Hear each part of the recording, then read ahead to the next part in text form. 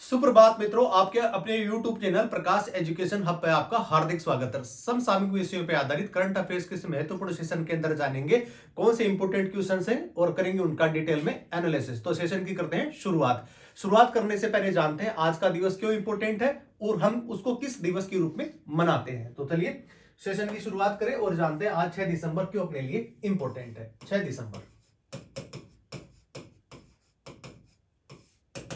भारत बांग्लादेश के साथ 6 दिसंबर को मैत्री दिवस के रूप में मनाता है। शुरुआत कब होती है? मैत्री दिवस मनाने की शुरुआत होती है 6 दिसंबर 2021 से। कब? जब 2021 के अंदर 1971 में आजाद हुआ बांग्लादेश अपना स्थापना दिवस मना रहा होता है। उसी संदर्भ के अंदर भारतीय प्रधानमंत्री द्वारा यह घोषणा करी गई कि आजादी के 50 साल के बाद बांग्लादेश जब ऐसा दिवस मना रहा है आजादी का, उसी समय भारत जो है वो बांग्लादेश के साथ में मैत्री दिवस मनाने की शुरुआत कर रहा है। हम सब लोगों को विदित है कि भारत का कितना बड़ा एक इंपॉर्टेंट रोल रहा था बांग्लादेश को आजाद कराने में, पूर्वी पाकिस्तान को बांग्लादेश के रूप में अलग से स्थापित करने के लिए। और उसी संदर्भ के अंदर भारत लगातार बांग्लादेश के साथ में शांति, सहयोग और मैत्री तीनों ही प्रकार के संबंध अभी तक वर्तमान में यथावत बनाए हुए हैं। तो 6 दिसंबर को यह दिवस मनाया जाता है। इसके अलावा कौन से दिवस मनाए जाते हैं? हम सब लोगों को विदित है कि संविधान के जनक बाबा राव अंबेडकर साहब का 6 दिसंबर को निधन हो गया था और उसी दिवस को मनाने के उपलक्ष्य में महापरिनिर्वाण दिवस भी मनाया जाता है 6 दिसंबर को। और एक उसी दिन शुरुआत करी संकल्प दिवस की, तो संकल्प दिवस भी 6 दिसंबर को ही मनाया जाता है। इसके अलावा एक चीज और मनाई जाती है विश्व के अंदर, 6 दिसंबर को माइक्रो ओवन दिवस भी मनाया जाता है। 6 दिसंबर को माइक्रो ओवन दिवस भी मनाया जाता है। लोगों की आम जरूरतों को पूरा करने के लिए और लोगों को भौतिक सुविधाओं में और ज्यादा इजाफा करने के लिए माइक्रो ओवन है, उसकी भूमिका भी हम सब लोगों के मध्य काफी महत्वपूर्ण मानी जाती है। और उसी के संदर्भ के अंदर 6 दिसंबर को माइक्रो ओवन डे भी मनाया जाता है। 6 दिसंबर को मैत्री दिवस भी मनाया जाता है। 6 दिसंबर को संकल्प दिवस भी मनाया जाता है।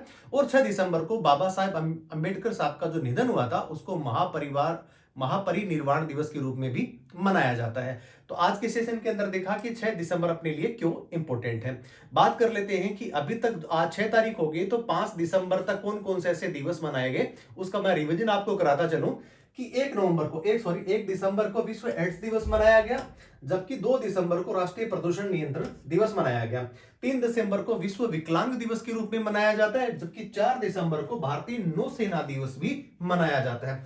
जबकि कल 5 दिसंबर को विश्व मृदा दिवस भी मनाया गया। मिट्टी की सेहत का रखरखाव, उसका ख्याल रखने के लिए विश्व स्तर पर मृदा दिवस मनाने की भी घोषणा करी गई थी। तो चलिए आज करते हैं सेशन की शुरुआत और पहले प्रश्न के साथ जानते हैं। पहला प्रश्न, हाल ही में तेलंगाना के नए मुख्यमंत्री के रूप में कौन शपथ लेने वाले हैं? हम सब लोगों को विदित है कि तेलंगाना की जो स्थापना होती है वो होती है 2 जून 2014 को। 2 जून 2014 को तेलंगाना भारत का 29वां राज्य बना। भाषाई आधार पे बनने वाला अगर कोई भारत के अंदर कोई राज्य था, उस राज्य का नाम आता है कौन सा? आंध्र प्रदेश। आंध्र प्रदेश भाषा के आधार पर पहला राज्य बना। स्थापना कब होती है? 1953 में। उसके बाद में 1 नवंबर 1956 को भाषा के आधार पे इसके अलावा जो जितने राज्यों की संख्या हो जाती है वो हो जाती है, कितनी हो जाती है? वो हो जाती है 14 राज्य। 14 राज्य व 6 केंद्र शासित प्रदेश।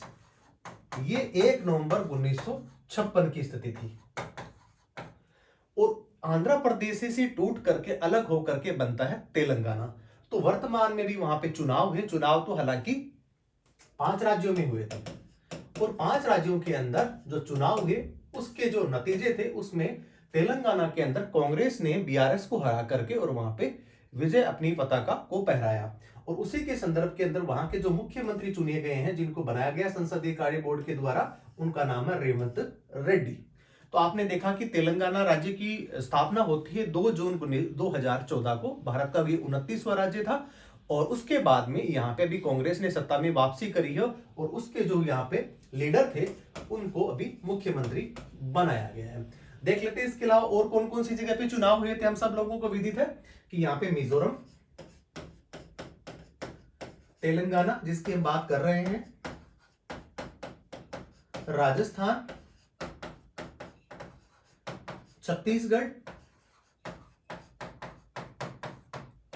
और एमपी मध्य प्रदेश, यहां पे चुनाव संपन्न हुए। और छत्तीसगढ़, एमपी और राजस्थान के अंदर या मिजोरम के अंदर भी अभी मुख्यमंत्री बनाने की घोषणा नहीं करी गई है, क्योंकि वहां की जो बड़ी पार्टी है, जो बीजेपी, अपना संसदीय जो दल है, उसकी बोर्ड के अंदर निर्णय लिया जाएगा कि किसको मुख्यमंत्री नियुक्त किया जाना है। बहरहाल तेलंगाना के जो मुख्यमंत्री के तौर पर जिन्होंने शपथ लिए, उनका नाम है रेवंत रेड्डी। देख लेते हैं इसके बारे में कुछ अन्य चीजें। रेवंत रेड्डी को बनाया गया है। तेलंगाना की जब राजधानी की बात हो रही, तो तेलंगाना की जो राजधानी है उसका नाम है हैदराबाद। पहले वो आंध्र प्रदेश की हुआ करती थी और उसके बाद में अभी आंध्र प्रदेश की जो राजधानी बनाने की जो कवायद चल रही है, वो चल रही है अमरावती। अब अमरावती का अगर जिक्र हो रहा है तो देश का 25वां उच्च न्यायालय जो है वो कहां पे बनाया जा रहा है, वो बनाया जा रहा है अमरावती के अंदर। तो ये भी आप में इंपॉर्टेंट है। और भारत का 11वां सबसे बड़ा राज्य क्षेत्रफल के अनुसार अगर देखा जाए तो सबसे बड़ा राज्य 11वें नंबर पे अगर आता है तो कौन आता है? तेलंगाना आता है। बात कर लेते हैं प्रथम राज्य की, तो क्षेत्रफल की दृष्टि से प्रथम जो राज्य है उसका नाम है राजस्थान। राजस्थान क्षेत्रफल की दृष्टि से सबसे बड़ा राज्य है। भारत का 29वां राज्य तेलंगाना बना था 2 जून 2014 को, लेकिन वह अभी वर्तमान के अंदर वास्तविक जो स्थिति है वो थोड़ी सी उलट है। बताता हूं। वर्तमान में अगर राज्यों की बात करी जाए तो वर्तमान में राज्य है कितने? 28 राज्य और 8 केंद्र शासित प्रदेश। तो एक जो राज्य है वो कम क्यों हो गया? तो मैं आपको बता दूं कि जम्मू कश्मीर को अभी यूनियन टेरिटरी बना दिया गया, तो राज्य का जो दर्जा था वो छिन गया, उससे कम हो गया। तो 29 में से एक घटने पर कितने हो गए? 28। जबकि अब वहां पे 28 तो हो गए राज्य और 8 हो गए हैं केंद्र शासित प्रदेश। भाषा के आधार पर बनने वाले पहले राज्य आंध्र प्रदेश से अलग होकर के टुकड़ा उसको करके और तेलंगाना को बनाया गया था।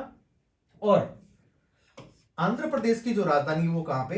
अमरावती है। जबकि उच्च न्यायालय का 25वां जो उच्च न्यायालय की जो पीठ स्थापित करी जाएगी वो कहां करी जाएगी? अमरावती में करी जाएगी। चलिए जान लेते हैं अगला प्रश्न, प्रश्न संख्या 2। हाल ही में भारत ने किस देश से कच्चे तेल का आयात पुनः शुरू कर दिया?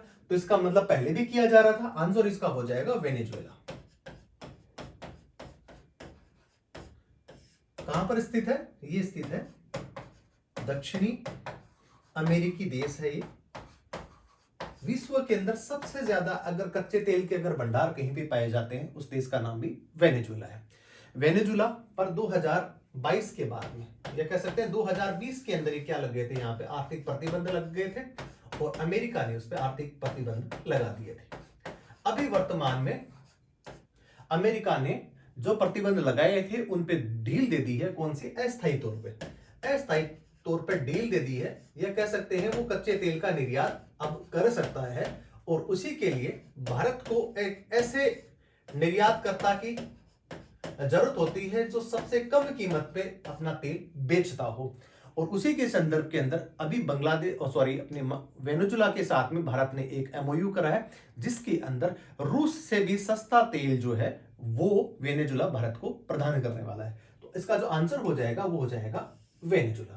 हालांकि आपने रूस के साथ में भी अभी तक भारत कच्चा तेल सबसे ज्यादा आयात कर रहा था, लेकिन अभी वहां पर कीमतें बढ़ने के कारण भारत को वैश्विक परिदृश्य में इस प्रकार के एक साझेदार की जरूरत है जो सबसे कम कीमत पे भारत को तेल बेचता हो। और उसी के क्रम के अंदर अभी वेनेजुएला आ गया है और उसने कहा है कि हम आपको सबसे कम कीमत पे कच्चा तेल देने के लिए तैयार है। चलिए, हालांकि जो सारे आप जो देश देख रहे हैं उन सभी के साथ में भारत कच्चा तेल का आयात करता, चाहे इराक की बात करें, चाहे ईरान की, इराक, सऊदी अरब और रूस, इन सब के साथ में भारत ऑलरेडी पहले से कच्चा तेल का आयात करता रहा है।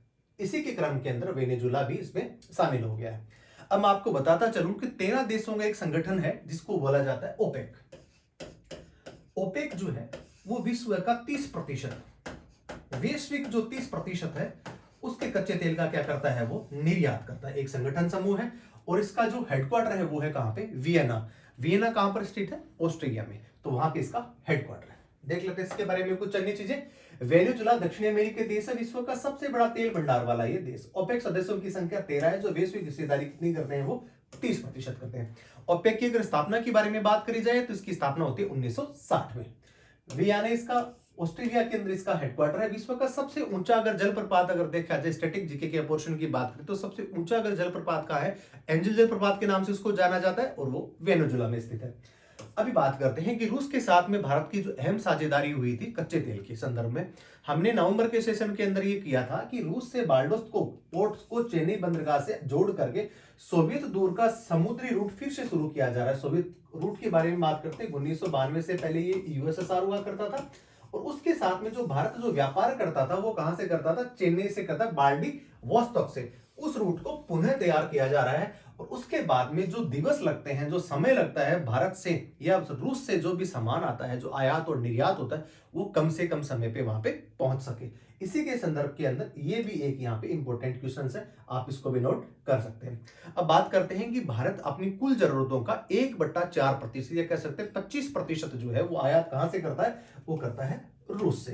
हालांकि रूस और यूक्रेन के मध्य जो युद्ध हुआ था उसमें भारत की तेल कंपनियों को बहुत ज्यादा फायदा हुआ, क्योंकि रूस अपनी जरूरतों को सबसे ज्यादा अगर तेल किसी को बेचता था तो उसके अंदर चीन भी था और भारत भी था, और भारत को एक ऐसे कह सकते हैं निर्यातक देश की जरूरत थी तो सबसे कम कीमतों के अंदर तेल को बेच सके। बात करते हैं भारत अपनी कुल जरूरत का, अब बात करने वाले हैं कि 82% भारत के अंदर जो तेल की जो खपत होती है उसका 82% क्या करता है, आयात करता है। तो रिमेनिंग जो बच जाता है वो बच जाता है 18%। हम अपनी जरूरतों का 18% ही तेल भारत से निकाल पाते हैं, उसका खनन कर पाते हैं, तो ये अपने आप में कम है। और इसी के लिए भारत जो है वो जीवाश्म ईंधन की जगह को छोड़ करके गैर जीवाश्म ईंधन की तरफ अभी उसने रुख कर लिया है, और उसी में जो ईवी व्हीकल है, जो सौर ऊर्जा से चलने वाले व्हीकल है, उस पर सबसे ज्यादा जोर दिया जा रहा है। तो देख लेते हैं कि भारत जो है वो यहाँ पर कौन कौन से कच्चे तेल के यहाँ पे जो कह सकते हैं कुएं हैं, जिसकी वजह से यहाँ पे भारत अपनी 18% की जरूरतों को पूरा कर पा रहा है। बात कर लेते हैं राजस्थान के अंदर पचभद्रा जो रिफाइनरी है वहां पे भी कच्चे तेल का यहाँ पे खनन हो रहा है, और उसके बाद में यहाँ पे रिफाइनरी राजस्थान में स्थापित करी जा रही। अभी ये नवीन अगर चीजें देखी जाए तो इससे पहले डिगबोई जो आसाम में है, यहां से भी कच्चा तेल निकाला जाता है। अंकलेश्वर यहां से भी, और मुंबई हाई यहां से भी भारत तेल निकालता है, या कच्चा तेल का यहाँ पे क्या खनन किया जाता है। ये तो होगी भारत की बात। वेनेजुला जो है, वेनेजुला यहां पर आपको स्थित है, ये कहां पे, दक्षिण अमेरिकी देश है। इसकी जो स्थिति है वो ये है। अभी वर्तमान में अगले इसी सेशन के अंदर हमने एक क्वेश्चन और कवर कराया है कि वेनेजुला ने अपना ही पड़ोसी एक देश है गुयाना, तो गुयाना के साथ में इस प्रकार का एक कह सकते हैं कि उसके क्षेत्र पे उन्होंने अपना अधिकार जमाया, और वहां के बारे में कहा जा रहा है कि वहां पे जनमत संग्रह कराया गया, जिसमें 95% जो वेनेजुला की जो जनता है उसने उस राज्य को, गुयाना का जो राज्य है उसको अपने ही क्षेत्र में लेने का क्या किया है, इन्होंने मेमोरेंडम तैयार किया है। चलिए, तो बहरहाल आप देख रहे हैं कि तेल भंडार के संदर्भ के अंदर जितनी सारी चीजें जो हो सकती थी उसको बताने का प्रयास हम लोगों ने किया है। चलिए जान लेते हैं अगला प्रश्न संख्या 3। यूएई में आयोजित COP28 में वैश्विक जलवायु समाधान के लिए कितने बिलियन फंड बनाने की घोषणा करी। हम सब लोगों को पता है कि यूएई के अंदर अभी वर्तमान में COP28 अभी चल रहा है, और यूएई की जो राजधानी है उसका नाम हम सब लोगों को विदित दुबई। आंसर इसका हो जाएगा $30 बिलियन। $30 बिलियन का एक फंड बनाने की घोषणा करी है, और सब जो देश है उन्होंने अपने अपने यहाँ पे क्या लक्ष्य निर्धारित करे। भारत के लक्ष्य के बारे में मैं आपको बताता चलूं कि हमारे प्रधानमंत्री जी ने वहां पे अभी बैठक में भाग लिया, और भारत ने तो कहा कि 2030 तक जो कह सकते हैं कि गैर जीवाश्म ईंधन को हम 2030 तक आधा कर लेंगे, और हमारी जो जरूरतें थी, कार्बन जो उत्सर्जन था उसके अंदर जो भारत का जो लक्ष्य था उसको हमने पहले ही पूरा कर लिया है, और इसके अलावा भारत से जितना भी जो बन पाएगा कार्बन उत्सर्जन के अंदर। अब देखते हैं कि विश्व के अंदर भारत की आबादी है कितनी, 17%, और कार्बन उत्सर्जन की बात करें तो 4% से कम भारत देश उत्सर्जन करता है। तो जितने जो आंकड़े हैं उनको अगर अनुपातिक तौर पे देखा जाए तो भारत सबसे कम कार्बन उत्सर्जन करता है। तो भारत तो ऑलरेडी पहले से इतना संवेदनशील है कि पृथ्वी के ऊपर या पृथ्वी में जो जलवायु जो परिवर्तन हो रहा है उसके अंदर भारत की भागीदारी एज ए संवेदनशील देशों के अंदर गिनी जाए, और वैसा करता हुआ प्रतीत भी नजर आ रहा है। चलिए देख लेते हैं इसके बारे में कुछ अन्य चीजें। आयोजन जो है इसका वो 30 नवंबर से लेकर के 12 दिसंबर के मध्य चल रहा है। तो अभी वर्तमान में यूएई के अंदर, दुबई के अंदर ये चल रहा है। $30 बिलियन जो है अभी घोषणा करी है। कोप की शुरुआत की बात करते हैं तो 1995 से कोप की शुरुआत हो चुकी है। ये 28वां संस्करण करा जा रहा है, जबकि भारत ने भी ये घोषणा करी है कि 2028 के अंदर हम कोप 33 का आयोजन भी भारत में करने वाले हैं। इसके अलावा 2030 तक गैर जीवाश्म जो ईंधन है उसका शेयर बढ़ा करके हम 50% करने वाले हैं। तो जीवाश्म जो ईंधन था उसकी जो हिस्सेदारी है वो कितनी रह जाने वाली है? रिमेनिंग 100 में से 50 घटाने पे 50 ही रह जाने वाली है, क्योंकि भारत अपनी जरूरतों का 82% तो लोगों से, अन्य देशों से आयात करता है। तो वाकई सही बात है कि अगर जिस प्रकार से गैर जीवाश्म ईंधन की तरफ अगर 50% की तरफ भारत रुख कर रहा है तो भारत का आयात कम हो जाएगा और भारत की जो अर्थव्यवस्था और ज्यादा मजबूती से कार्य करने लगेगी। इसके अलावा 2027 तक भारत द्वारा जीरो कार्बन उत्सर्जन का लक्ष्य भी रखा गया है। कार्बन उत्सर्जन के लक्ष्य को भारत 11 साल पहले ही पूर्ण कर चुका है, जबकि विश्व पर्यावरण का पहला, अब आपको बताता चलता हूं कि विश्व के अंदर जो पर्यावरण या कह सकते हैं जलवायु परिवर्तन के बारे में कुछ सोचा जा रहा था, तो 5 जून 1972 को स्टॉकहोम के अंदर पहला ऐसा आयोजन वैश्विक स्तर पे किया गया जहां पे जलवायु परिवर्तन के बारे में बात करी गई। इसके अलावा दूसरा सम्मेलन होता है 1992 में। 1992 के अंदर ब्राजील की रियो डी जेनेरियो के अंदर भी ऐसा सम्मेलन किया गया था। तो आपने दोनों चीजें देखी। और 5 जून 1972 को जब आयोजन किया गया था उसी संदर्भ के अंदर 5 जून को विश्व पर्यावरण दिवस भी मनाया जाता है। प्रथम अंतरराष्ट्रीय पृथ्वी जो सम्मेलन होता है वो 13 से 14 जून के मध्य 1992 के अंदर होता है। और कहां पर होता है? ये होता है रियो डी जेनेरियो में। अब बात कर लेते हैं कि भारत अभी जलवायु परिवर्तन को और ज्यादा मजबूत करने के लिए भारत की भूमिका सबसे ज्यादा हो और लोगों के अंदर इस प्रकार की एक धारणा बन जाए कि जलवायु परिवर्तन के लिए हम लोग कितने संवेदनशील हैं। इसी के संदर्भ के अंदर केंद्र सरकार के द्वारा इस प्रकार का एक प्रोग्राम चलाया जा रहा है जिसमें प्राइमरी से लेकर के और हायर एजुकेशन तक उसके जो सब्जेक्ट होंगे, जो विषय होंगे, उसके अंदर जलवायु परिवर्तन का भी चैप्टर शामिल करा जाएगा। ये भी भारत ने एक इनिशिएटिव हाल ही के दौरान लिया है।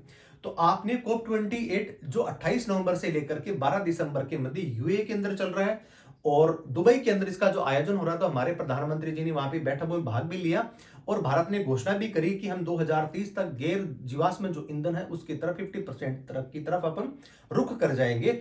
और इसके अलावा कार्बन उत्सर्जन है उसके अंदर को लक्ष्य को जो भारत 11 साल पहले ही पूरा कर चुका है। इसके अलावा जीरो कार्बन जो उत्सर्जन का लक्ष्य हमने 2027 तक ही कर दिया है कि हम 2027 तक अगर कार्बन उत्सर्जित करते हैं उसकी संख्या 0 हो जाएगी, उसका प्रतिशत 0 हो जाएगा। चलिए जानते हैं अगला प्रश्न संख्या 4। हाल ही में मेडागास्कर के नए राष्ट्रपति के रूप में किसने शपथ ली है? आंसर इसका हो जाएगा कौन सा? एंड्री राजोएला। अब अगर मेडागास्कर की अगर बात करते हैं तो ये कहां पे है? ये अफ्रीकी जो महाद्वीप है, अफ्रीका महाद्वीप के पूर्वी तट पे एक द्वीप है। विश्व का चौथा सबसे बड़ा द्वीप। तो सबसे बड़ा कौन सा? विश्व के अंदर सबसे बड़ा द्वीप कौन है? उसका नाम आता है कौन सा? ग्रीनलैंड। ग्रीनलैंड द्वीप विश्व का सबसे बड़ा देश है। विश्व की, मेडागास्कर की बात कर रहे हैं, विश्व की 5% पादप प्रजाति वो यहीं पे निवास करती है, यहीं पे पाई जाती है। इसके अलावा जलीय जीव, वन्य जीव ये भी सबसे ज्यादा यहीं पे पाए जाते हैं। तो मेडागास्कर अपने आप में ये इंपॉर्टेंट है। देख लेते हैं इसके बारे में कुछ अन्य चीजें। मेडागास्कर के बारे में अफ्रीका महाद्वीप है, पूरा ये अफ्रीका महाद्वीप है। और ये जो रेड कलर में जो हाईलाइट किया हुआ है यही मेडागास्कर है। तो अफ्रीका के पूर्व तट पे माना जा रहा है और ये हिंद महासागर में स्थित है। हिंद महासागर में स्थित है। दुनिया का सबसे बड़ा द्वीप ग्रीनलैंड है, जबकि चौथा सबसे बड़ा द्वीप कौन सा है? मेडागास्कर है। मेडागास्कर अफ्रीका के पूर्वी तट पे हिंद महासागर में स्थित है और वर्तमान में एंड्री राजोएला यहाँ के क्या बने हैं? प्रधानमंत्री बने हैं। विश्व की 5% पादप और जीव प्रजाति यहाँ पे निवास कर रही हैं। अब बात कर लेते हैं कि ये पहले किसका हिस्सा हुआ करता था। हम सब लोगों को विदित है भारत भी इसी का ही एक अभिन्न अंग रहा है, क्योंकि भारत भी ब्रिटेन का उपनिवेश था। और उसी की कड़ी के अंदर देखा जाए तो 1960 के अंदर मेडागास्कर आजाद होता है किसके चंगुल से, फ्रांस के चंगुल से। और 1960 के बाद में एक लोकतांत्रिक देश ये बन गया है। तो ये थी मेडागास्कर के बारे में चीजें। चलिए जान लेते हैं अगला प्रश्न, प्रश्न संख्या 5। हाल ही में Oxford dictionary word of the year 2023 शब्द किसे चुना गया है? आंसर इसका हो जाएगा रिच। रिच को क्या जाना जाता है? आकर्षक। आकर्षक, लोगों को लुभाने वाला, लोगों को अच्छा लगने वाला और लुभाने वाला, ये जो वर्ड है ये रिच, इसको स्थान दिया गया है। इसके अलावा देख लेते हैं कि बहुत सारे ऐसे डिक्शनरीज हैं जिसकी बात कर लेते हैं कि अभी कैम्ब्रिज है, उसने वर्ड ऑफ द ईयर कौन सा किया है? ऑक्सफोर्ड के बारे में देख ही चुके कि रिच किया गया। इसके अलावा और देख लेते हैं कि रिच स्टाइल, आकर्षक, रोमांटिक तथा साथी को आकर्षित करने वाला वर्ड है। कौन सा बोला जा रहा है इसको? रिच बोला जा रहा है। प्रकाशक कौन सा? Oxford university press. और स्थापना कब होती है? 1884 में। कह सकते हैं 140 साल पुरानी ये डिक्शनरी है।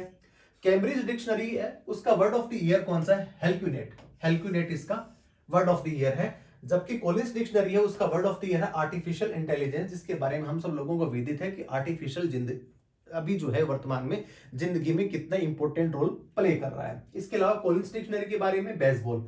बेसबॉल जो है क्रिकेट का ही एक नया शब्द है, जिसके अंदर टेस्ट क्रिकेट को और ज्यादा आक्रामक बनाने के लिए इस प्रकार का एक वर्ड अभी नया इजाद किया गया है।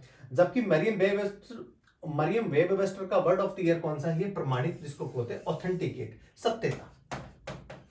सत्यता को प्रदर्शित करने के लिए ऑथेंटिकेट वर्ड का हम इस्तेमाल करते हैं। तो ये सारे के सारे वर्ड आपने वर्ड ऑफ द ईयर 2023 के संदर्भ के अंदर आपने विभिन्न प्रकार की जो डिक्शनरी है उसमें अलग अलग वर्ड दिए गए। चलिए जान लेते हैं अगला प्रश्न, प्रश्न संख्या 6। भारतीय वानिकी अनुसंधान एवं शिक्षा परिषद ICFRE की पहली महिला महानिदेशक के रूप में किसने नियुक्त किया गया? कौन बनी है? आंसर इसका हो जाएगा कंचन देवी। इसका हेडक्वार्टर कहां है? इसका हेडक्वार्टर है ICFRE का ये है देहरादून, उत्तराखंड की राजधानी। और कंचन देवी का जो कार्यकाल है वो वन एवं पर्यावरण मंत्रालय के संदर्भ में देखा जाए तो काफी लंबा अनुभव, 30 साल का अनुभव है इनके पास में। और इसी के संदर्भ के वहां पे इनको पहली महिला महानिदेशक के तौर पे इनको नियुक्त किया गया। 1991 बैच की है ICFR, Indian council for forestry research and education. स्थापना 1986 में हो जाती है। जबकि मूल संस्था इसके पर्यावरण एवं वन मंत्रालय द्वारा है। मुख्यालय इसका हेडक्वार्टर देहरादून में है। अब बात कर लेते हैं कि अभी वर्तमान में केंद्र सरकार के द्वारा इस प्रकार का एक इनिशिएटिव लिया गया कि पूरे देश के अंदर वन एवं पर्यावरण मंत्रालय के द्वारा हर जिले के अंदर जिलों में एनिमल केयर सेंटर भी बनाए जाएंगे। ये भी किसके वन एवं पर्यावरण मंत्रालय के द्वारा ही इस प्रकार की कवायद करी गई है। बात कर लेते हैं कि वर्तमान में पूछा जा सकता है कभी कभी कि धर्मेंद्र प्रधान कौन है, उनके पास में कौन से मंत्रालय का चार्ज है? तो उनके पास में वन एवं पर्यावरण मंत्री के तौर पर इनको जाना जाता है। अब बात कर लेते हैं कि वनों की। तो वनों के अंदर भारत की जो बात करते हैं तो वनों का क्षेत्रफल कितना होना चाहिए? अगर कुल क्षेत्रफल की बात करें तो कम से कम होना चाहिए 33%। 33% वन आच्छादित आपकी पृथ्वी होनी चाहिए, तभी आप जलवायु परिवर्तन जैसी चुनौतियों से निपट पाएंगे। लेकिन इसके उलट भारत के अंदर जो कुल वन क्षेत्र है वो कुल भौगोलिक क्षेत्र का मात्र 24% के आसपास है, 25% के आसपास है। सबसे ज्यादा वन कहां पाए जाते हैं? सबसे ज्यादा वन पाए जाते हैं क्षेत्रफल के हिसाब से पूछा जाए तो होगा MP। जबकि अगर प्रतिशत के हिसाब से पूछा जाए तो इसका आंसर होगा मिजोरम। चलिए इसके अलावा सबसे कम अगर वन क्षेत्रफल कहीं पे भी पाया जाता है तो NCR का बहुत हिस्सा हरियाणा के साथ में लगता है, वहां पे लगभग 4% की तादाद में ही यहाँ पे वन पाए जाते हैं। तो भारत का सबसे कम जो वन वाला अगर कोई राज्य है उसका नाम हरियाणा है, जबकि सबसे ज्यादा वाले में MP है। चलिए जान लेते हैं अगला प्रश्न, प्रश्न संख्या 7। हाल ही में भारत की 84वीं चेस ग्रैंड मास्टर कौन बनी है? तो शतरंज की अगर बात कर ली जाती है तो शतरंज के अंदर भारत के बहुत सारे ऐसे खिलाड़ी हैं जिनको ग्रैंड मास्टर की उपलब्धि हासिल हुई है। उसी के क्रम के अंदर हमने एक पढ़ा था कि अभी एक बहुत बड़ा टूर्नामेंट हुआ था विश्व के अंदर, उसके अंदर प्राज्ञानंदा जो भारतीय खिलाड़ी, चेस के खिलाड़ी हैं, उनको उपविजेता बनकर के संतोष करना पड़ा था। लेकिन इतनी छोटी सी उम्र के अंदर इन्होंने इतने बड़े विश्व के प्लेटफॉर्म के ऊपर और शतरंज जो चैंपियन है उसको क्या दी थी, वहां पे कड़ी चुनौती दी थी। उसी के संदर्भ के अंदर पूछा जा सकता है आपके, भारत के ऐसे कौन से दो खिलाड़ी हैं जो भाई बहन हैं और शतरंज के वो सरताज भी हैं? आंसर इसका हो जाएगा प्राज्ञानंदा, जिसके बारे में मैंने बात करी, लेकिन आपसे महिला के बारे में पूछा जा रहा है। आंसर हो जाएगा वैशाली आर। वैशाली आर भी प्राज्ञानंदा की ही बहन है और दोनों क्या बने हैं, ग्रैंड मास्टर बने हैं। प्राज्ञानंदा जो है वो विश्व के सबसे कम उम्र के नंबर 2 खिलाड़ी हैं और भारत के एक ऐसे खिलाड़ी हैं जिनका नाम है अभिमन्यु, जो विश्व के सबसे कम उम्र के ऐसे खिलाड़ी बने हैं जिनको ग्रैंड मास्टर का दर्जा मिला है। देख लेते हैं इसके बारे में कुछ अन्य चीजें। वैशाली आर तमिलनाडु की रहने वाली है। फीडे विश्व कप, बात हो रही थी फीडे विश्व कप 2023 की, जहां पर प्राज्ञानंदा को उपविजेता बनकर के संतोष करना पड़ा, लेकिन इतनी छोटी उम्र के अंदर उन्होंने जो वैश्विक प्लेटफॉर्म था शतरंज का, वहां पे बड़ा उम्दा प्रदर्शन उन्होंने करा था। उन्हीं की जो बहन है उनका नाम है वैशाली। प्राज्ञानंदा विश्व के दूसरे सबसे कम उम्र के ग्रैंड मास्टर हैं। भारत के पहले ग्रैंड मास्टर की बात करते हैं तो हम सब लोगों के जहन के अंदर एक ही नाम आता है, विश्वनाथन आनंद। विश्वनाथन आनंद भारत के सबसे पहले ग्रैंड मास्टर बने थे। इसके अलावा सबसे कम उम्र की अगर कोई महिला खिलाड़ी शतरंज की ग्रैंड मास्टर बनी थी, उनका नाम है कोनेरू हम्पी। तो ये भी अपने आप इंपोर्टेंट। और विश्व के सबसे कम उम्र के अगर कोई ग्रैंड मास्टर बने जिनका नाम है अभिमन्यु मिश्र, ये भी अपने आप में इंपोर्टेंट है। चलिए जान लेते हैं अगला प्रश्न, प्रश्न संख्या 8।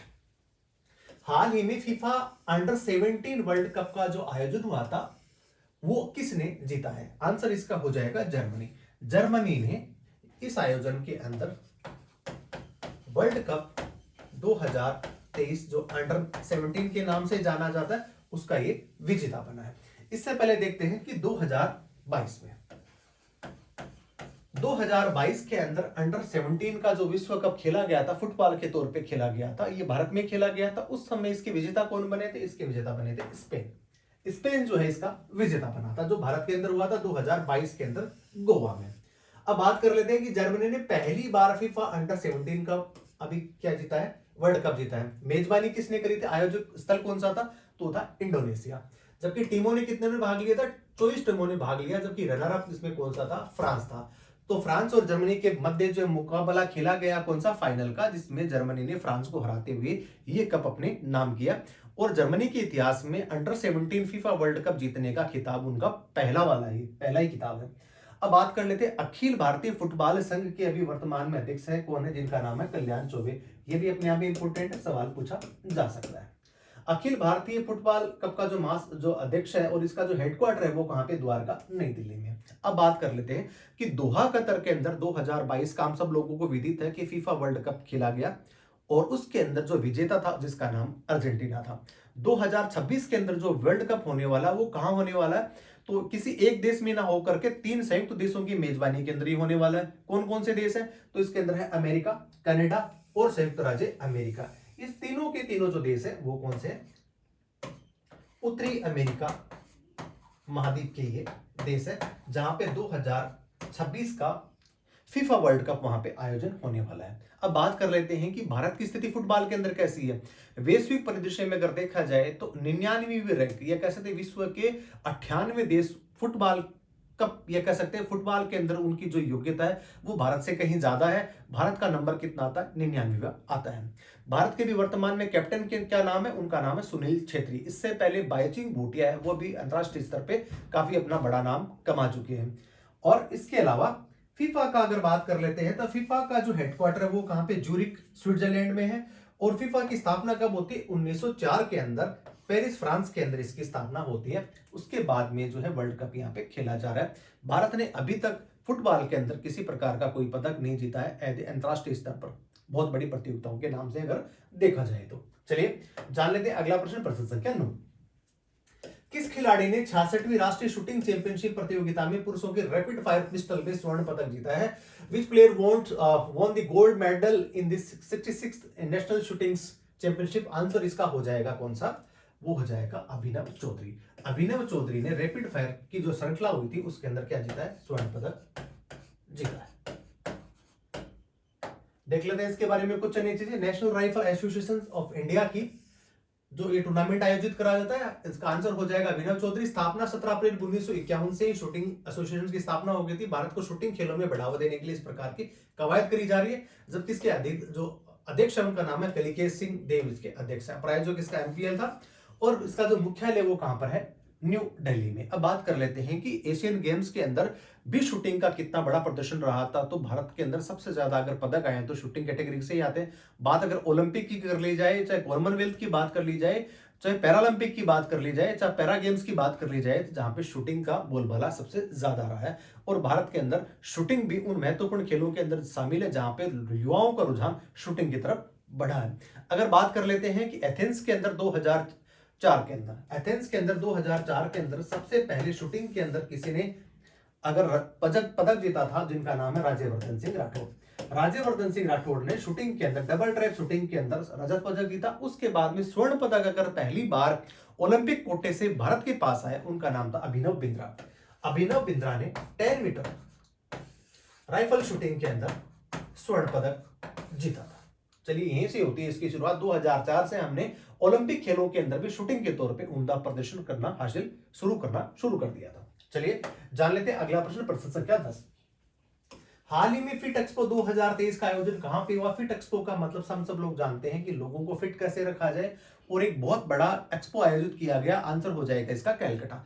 कैलकाटा पश्चिमी बंगाल की राजधानी है, वहीं पे इसका आयोजन किया गया, जहां पे B2C और उसके बाद में B2B, business to business, business to customer, इस प्रकार की कवायद की करेगी। और ये जो है वो एशिया का सबसे बड़ा ये आयोजन किया गया। तो इसका आंसर कहां हो जाएगा? ये हो जाएगा कैलकाटा। देख लेते हैं इसके बारे में कुछ अन्य चीजें। एशिया का सबसे बड़ा खेल फिटनेस वेलनेस सेंटर है, यहाँ पे इसका आयोजन किया गया। व्यापार में से Fit Expo India 2023 business to business और बिजनेस टू कंज्यूमर, दोनों ही जो चीजें B2B और B2C का जो मामला है, फिट एक्सपो इंडिया के संस्थापक है, जिनका नाम गगन सचदेव है। जबकि खेल फिटनेस और कल्याण के लिए कुंभ मेला भी इसको कहा जा रहा है। और इसका हेडक्वार्टर कहां पे, इसको कहां बनाया गया? इसको बनाया गया है कैलकाटा के अंदर, जो पश्चिमी बंगाल की राजधानी है। जान लेते हैं अगला प्रश्न, प्रश्न संख्या 11। हाल ही में किस देश में व्हाइट लंग सिंड्रोम चर्चा में भी हो रहा है? आंसर हो जाएगा इसका अमेरिका।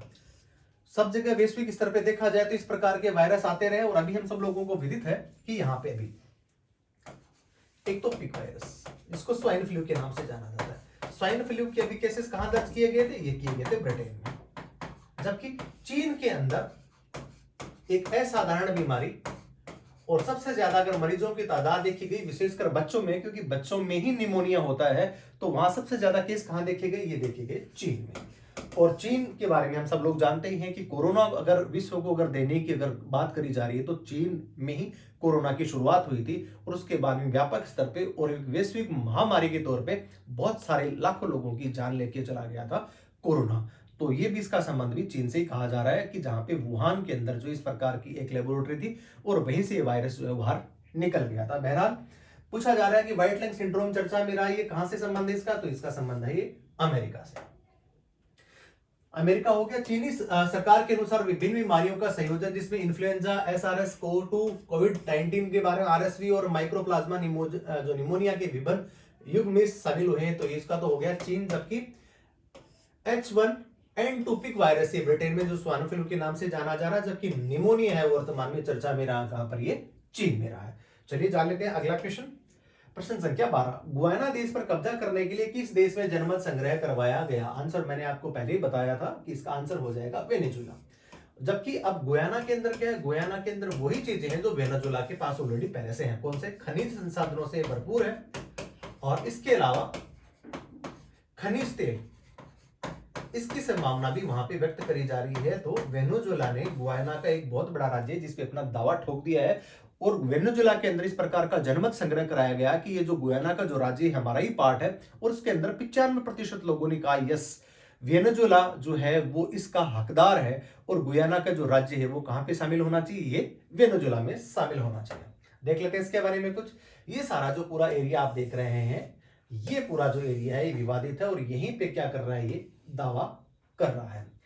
तो एक्सोक्विबा एक जो है वो 24वें राज्य के रूप में वेनेजुएला इसको मान्यता देने के लिए इस प्रकार का क्या है जनमत संग्रह कराने वाला देश बन गया है। वेनेजुएला इसका आंसर हो गया। गुयाना तेल और समृद्ध विवादित क्षेत्र के रूप में इसको जाना जा रहा है, इसीलिए वेनेजुएला ने इस पे दावा ठोका है। 95% से अधिक इसमें समर्थन लोगों ने किया है। वेनेजुएला के राष्ट्रपति निकोल्स मादुरो हैं। और गुयाना की सबसे बड़ी नदी की अगर बात करते हैं तो इसका नाम है एक्सक्वेबो नदी, और उसी के नाम पे राज्य बनाया गया है। और यही पे समृद्ध क्षेत्र है, नदी के आसपास बहुत सारे ऐसे खनिज तेल दोनों ही पाए जाते हैं, और इसी के संदर्भ के अंदर वेनेजुएला ने इस प्रकार की घोषणा करी है। चलिए जान लेते हैं अगला प्रश्न, प्रश्न संख्या 13। वित्तीय जोखिम प्रबंधन के लिए किस देश के द्वारा वन प्रोविंस वन पॉलिसी की घोषणा करी गई है? तो इसका आंसर हो जाएगा चीन। वर्तमान में अगर देखा जाए तो आर्थिक जगत की बात करें, वहां पे भारत की जो अर्थव्यवस्था है वो पटरी पे सरपट दौड़ रही है। भारत की जो अर्थव्यवस्था है वो विश्व के अंदर सबसे ज्यादा जीडीपी की जो विकास दर है उन अर्थव्यवस्थाओं में शीर्ष स्थान पे है। लेकिन जो चीन को जिसको माना जा रहा था कि ग्रोथ का जो इंजन हो रहा है, ग्रोथ इंजन के रूप में इसको जाना जा रहा था, वर्तमान में वहां की जो अर्थव्यवस्था वो ठहर सी गई है, वो थम सी गई है, उसके साथ से फूलने सी लगी है। तो अभी वर्तमान में जो आर्थिक विकास दर जो चीन की होने वाली वो कितने वाले 4.9%। तो इसका जो आंसर हो जाएगा वो तो हो जाएगा कौन सा? चीन। अभी वर्तमान में उन्होंने एक पॉलिसी का गठन किया है जोखिम प्रबंधन के लिए, जिसके लिए वन प्रोविंस वन पॉलिसी की योजना उन्होंने बनाई है। देख लेते हैं इसके बारे में। प्रत्येक क्षेत्र में अद्वितीय जोखिमों और परिस्थितियों को स्वीकार करके उनका समाधान करने के लिए वित्तीय नीतियों की प्रभावशीलता को बढ़ाना है। चीन की जो है वो कितनी है? 4.9%।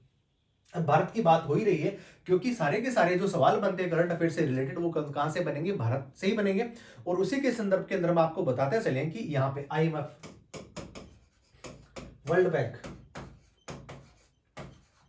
इसके अलावा फिंच, मूडीज, RBI, जितने भी प्रकार के जो आर्थिक संगठन है, जो आर्थिक जगत तथा विश्व विकास दर की जितने भी प्रकार के अनुमान लगाते हैं, उन्हीं के संदर्भ में आप देख पा रहे हैं। IMF के अनुसार भारत की जीडीपी का अनुपात 6.1%, जबकि वर्ल्ड बैंक के अनुसार 6.3, मूडीज के अनुसार 6.1 और फिंच के अनुसार 6.2। तो कह सकते हैं कि 6.1 से लेकर के 6.4% के आसपास सभी जो वैश्विक संगठन है उन्होंने भारत की जो आर्थिक विकास की दर है उसके बारे में अनुमान लगाया है। अब बात कर लेते हैं कि वर्तमान में विश्व के अंदर भारत की जो अर्थव्यवस्था वो 5वें नंबर की है। हमारी वित्त मंत्री महोदया ने इस प्रकार का एक अनाउंस करा है कि 2027 तक भारत जो है वो वैश्विक परिदृश्य के अंदर भारत विश्व की तीसरी सबसे बड़ी अर्थव्यवस्था बनने वाला है। इससे पहले चौथे और तीसरे नंबर पे कौन है? तो उसका आंसर हो जाएगा जापान नंबर 4 पे है, जबकि 3 नंबर पे जर्मनी है। उनको 2027 तक पछाड़ करके भारत विश्व की तीसरी सबसे बड़ी अर्थव्यवस्था बनने वाला है। ऐसा स्टेटमेंट हमारी वित्त मंत्री महोदया ने एक बहुत बड़े वैश्विक प्लेटफॉर्म पर ऐसा दिया है। अब बात कर लेते हैं कि पहली बार $4 ट्रिलियन मार्केट कैप हासिल करने वाला दुनिया का चौथा नंबर का देश का शेयर बाजार बना है। कौन सा बना है? वो बना है बॉम्बे स्टॉक BSE, जो कहां पे स्थित है? ये है मुंबई। तो ये भारत जो है विश्व का चौथा सबसे बड़ा $4 ट्रिलियन मार्केट कैप हासिल करने वाला देश भी बन गया है। तो चलिए जान लेते हैं अगला प्रश्न, प्रश्न संख्या 14, जो आज के सेशन का सेकंड लास्ट प्रश्न है। भारत के किस तीरंदाज खिलाड़ी को एशियन पैरालंपिक कमेटी द्वारा बेस्ट यंग एथलीट का खिताब उन्होंने दिया है? इसका आंसर हो जाएगा शीतल देवी। पैरा गेम्स के अंदर इनका जो प्रदर्शन था वो था 2 स्वर्ण और 1 रजत। वैश्विक परिदृश्य की बात करें, पैरा गेम्स के बारे में बात करें तो एक कह सकते हैं प्रतियोगिता के अंदर 2 स्वर्ण जीतने वाली पहली महिला बनी है। पैरा गेम्स में इन्होंने भाग लिया था और उसी के संदर्भ के अंदर वहां की जो ओलंपिक कमेटी है उन्होंने बेस्ट यंग एथलीट का खिताब इनको दिया है। देख लेते हैं इसके बारे में कुछ अन्य चीजें। भारतीय पैरा तीरंदाज जिनका नाम शीतल देवी कंपाउंड ओपन वर्ग से आती हैं। पैरा एशिया गेम जो 2 अभी हुए थे जिसके अंदर 2 स्वर्ण और 1 रजत पदक उन्होंने जीता है। 2023 में हुए हैं और इसके अंदर उन्होंने 2 स्वर्ण और 1 रजत जीता। एक सीजन में 2 बार स्वर्ण पदक जीतने वाली पहली ये महिला खिलाड़ी बनी है। अब बात करते हैं, राकेश कुमार नंबर 33 स्थान पे रहे थे, जबकि सरिता 6ठे स्थान पे रही थी। अब बात कर लेते हैं कि अगले जो पैरा गेम्स है वो कहां पे आयोजन इनका किया जाएगा। 2026 के अंदर नागोया है जापान, जहां पे ये आयोजित किए जाएंगे। चलिए जान लेते हैं आज के सेशन का अंतिम प्रश्न। आज के सेशन का जो अंतिम प्रश्न है वो है ये, हाल ही में चर्चा में रही सीजामली बॉक्साइट खान कहां पर स्थित है? आंसर इसका हो जाएगा उड़ीसा। उड़ीसा वैसे खनिजों की दृष्टि से काफी समृद्ध क्षेत्र और बात कर लेते हैं बॉक्साइट की, क्रोमियम, और सबसे महत्वपूर्ण है मैग्नीज।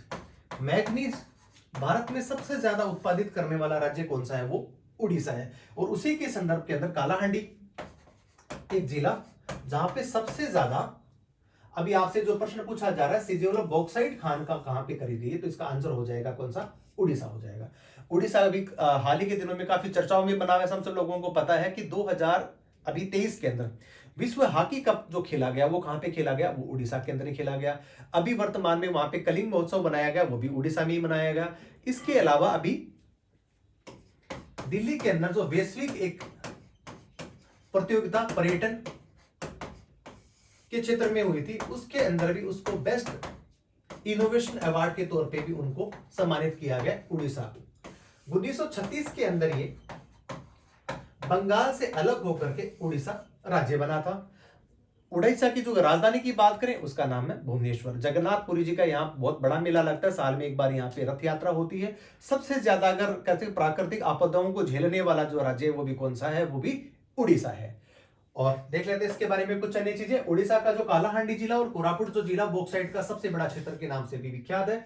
भारत में बॉक्साइट उड़ीसा, झारखंड, बिहार, गया और मुंगेर, महाराष्ट्र, राजस्थान और आंध्र प्रदेश में भी पाया जाता है। इंपॉर्टेंट ये सबसे बड़ी चीज है कि मैग्नीज उत्पादन के अंदर उड़ीसा का सबसे प्रथम स्थान है। इसके अलावा क्रोमाइट है, मैग्नीज है, एस्को, डोलोमाइट यहाँ पे भी किए जाते हैं।